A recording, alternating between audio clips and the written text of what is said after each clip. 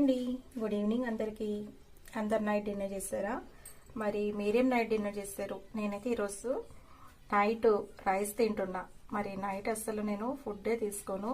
తింటే జొన్న రొట్టె లేదంటే ఫ్రూట్స్ ఏమైనా తింటాను. మరి రైస్ తింటున్నా అంటే ఏమైనా స్పెషల్ ఉంటేనే తింటాను. స్పెషల్ అంటే సండే బిర్యానీ అలా చేసుకుంటే తింటా.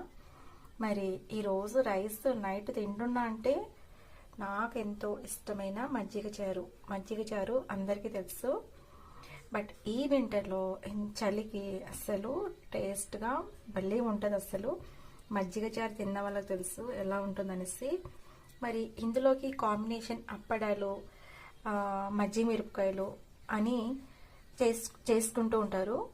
మరి నేనైతే ఏం చేస్తాను, మరి కర్నూలు అయితే రాయలసీమలో జొన్న రొట్టె ఆమ్లెట్ ఎలా తింటారో, మరి పప్పు చారులేకి ఇలాంటి రసము, మజ్జిగ చారు, సాంబారు ఏదైనా సరే ఇలా ఆమ్లెట్ అయితే వేసుకుంటారు. మరి మా ఇంట్లో జొన్న రొట్టెకి చపాతీకి ఆమ్లెట్ అయితే వేస్తుంటాం. భలే టేస్ట్ ఉంటుంది. మరి ఎవరెవరు టేస్ట్ చేశారు ఈ కాంబినేషన్ మజ్జిగ చారులో ఆమ్లెట్? నెక్స్ట్ వచ్చేసి బాయిల్ ఎగ్. వింటర్ కదండి, ఎగ్స్ అయితే 9 రూపీస్ ఒక్కొక్కటి. ఎగ్స్ వింటర్లో ఎగ్స్ కూడా మనకు రేట్లు పెరుగుతాయి.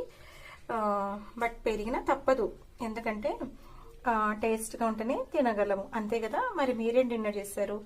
నేనైతే రైస్, మజ్జిగ చారు, ఆమ్లెట్, ఎగ్, బాయిల్ ఎగ్.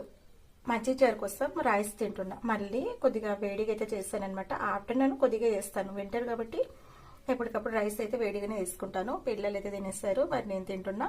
మరి ఎంతమంది ఈ కాంబినేషన్ టేస్ట్ చేశారు ఎవరైనా తెలిసింటే కామెంట్ చేయండి. మరి మీరేం డిన్నర్ చేశారు? Okay, bye, good night.